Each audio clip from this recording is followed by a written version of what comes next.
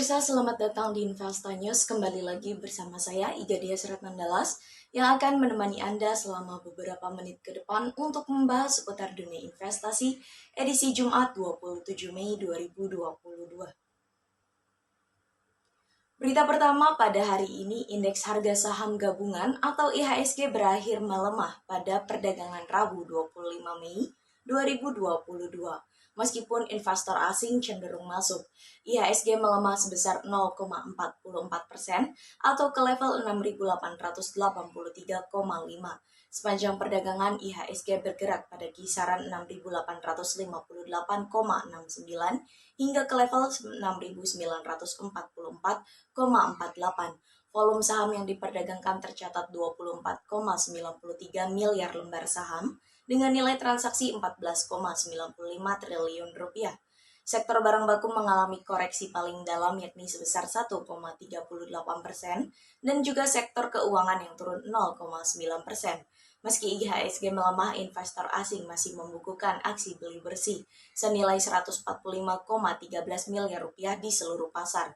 Investor asing terlihat memborong saham PT Bank Negara Indonesia dengan net buy 148,31 miliar rupiah.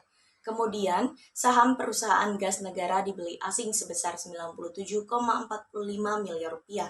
Saham PT Unilever Indonesia sebesar 54,86 miliar rupiah, sementara saham yang dilepas asing antara lain saham PT Bank Rakyat Indonesia dengan net sell 158,16 miliar rupiah.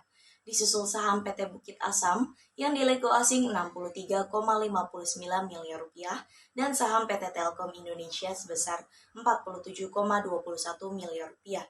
Bursa saham Asia cenderung bergerak naik sedangkan indeks utama Amerika Serikat Wall Street sebagian besar berakhir di zona merah seiring maraknya aksi jual pada saham teknologi yang semakin parah. Kabar dari dalam negeri, pelaku pasar mencermati dampak kebijakan Bank Indonesia yang kembali mengerek giro wajib minimum khususnya terhadap sektor perbankan. Bank Indonesia memutuskan untuk menaikkan GWM untuk bank umum konvensional.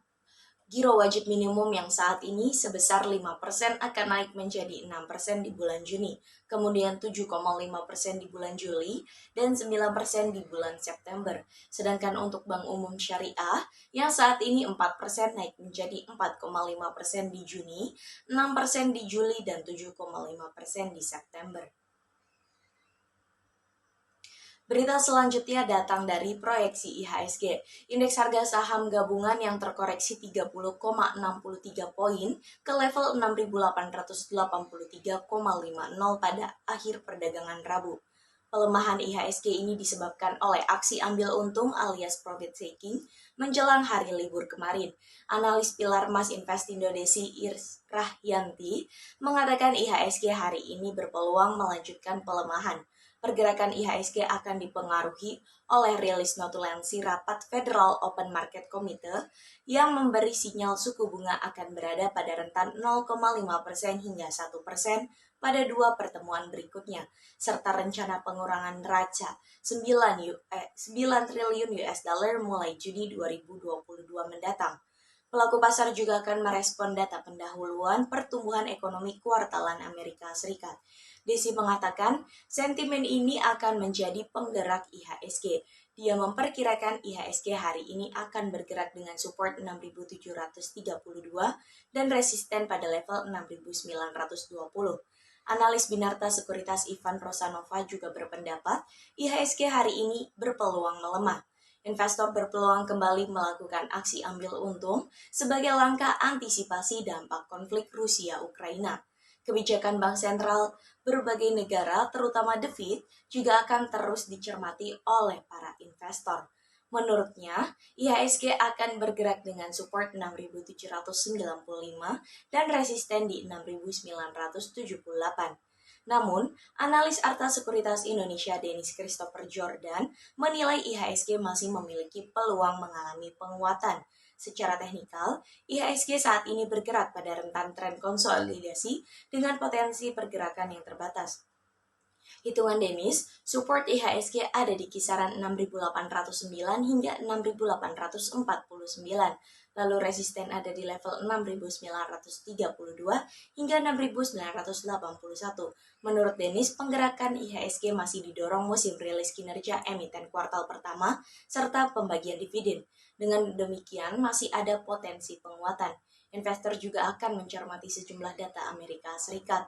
Ivan mengatakan saham Gotoh, Telkom, PGAS, dan AMRT dapat dicermati pada perdagangan hari ini. Sementara Desi merekomendasikan saham komoditas terutama yang akan membagikan dividen seperti PTBA, TINS, dan Antam. Beralih pada sektor komoditas, ada harga emas dunia yang tercatat berbalik turun pada perdagangan Rabu di tengah kenaikan indeks dolar Amerika Serikat. Hal ini menghentikan rally dalam 4 hari beruntun. Sebelumnya, rally harga emas ditopang oleh meningkatnya kekhawatiran akan resesi ekonomi Amerika Serikat.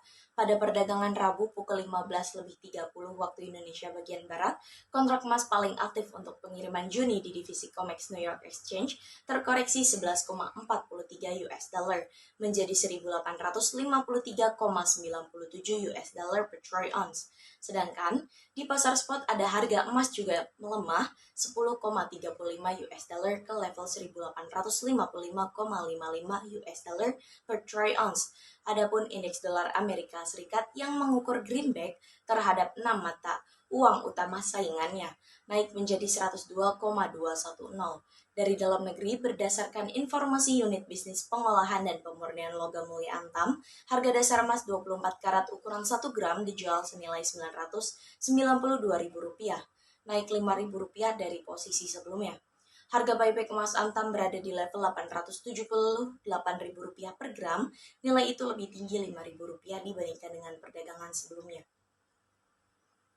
Selanjutnya pada sektor komoditas yang kedua, ada harga minyak mentah dunia yang menguat pada perdagangan Rabu petang.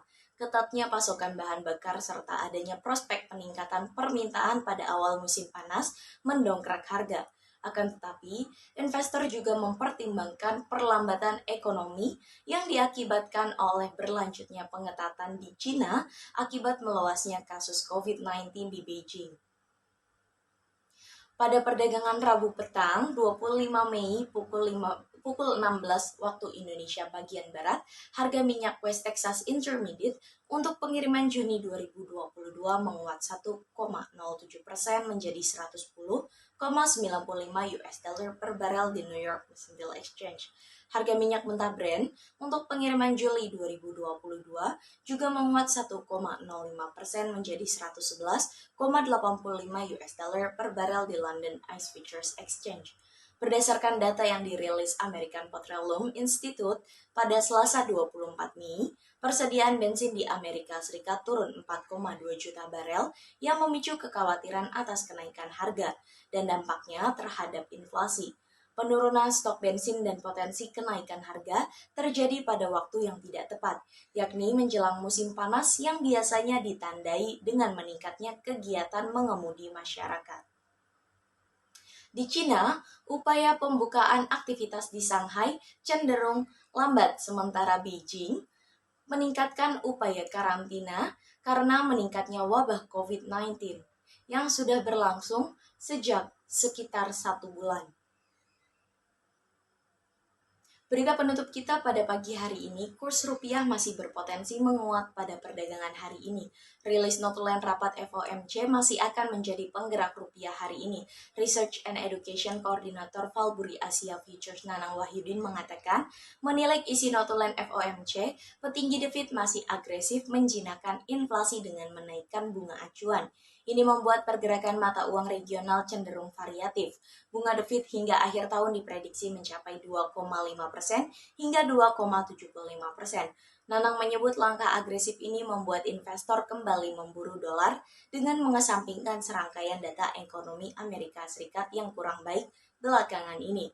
Namun, dari dalam negeri keputusan rapat Dewan Gubernur Bank Indonesia mempertahankan suku bunga acuan berhasil meredam pelemahan rupiah.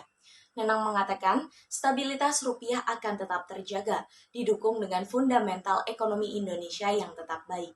defisit transaksi berjalan, dan pasokan falas dari korporasi berlanjut. Langkah lain yang diambil oleh Bank Indonesia untuk menjaga stabilitas rupiah adalah normalisasi likuiditas dengan menaikkan giro wajib minimum secara bertahap. Analis Monex Investindo Futures, Andian Wijaya mengatakan para pelaku pasar cenderung berhati-hati pada dolar Amerika Serikat dan melakukan aksi ambil untung. Andian memprediksi hari ini rupiah akan bergerak antara 14.575 hingga 14.750 rupiah. Nanang memperkirakan rupiah bergerak antara 14.600 hingga 14.650 rupiah per dolar Amerika Serikat. Kemarin, kurs spot rupiah naik tipis 0,03% ke Rp14.613 per dolar Amerika Serikat. Berita tersebut menjadi berita penutup kita pada perjumpaan pagi ini. Saya Igedia Seratnang Dallas pamit undur diri, sampai jumpa.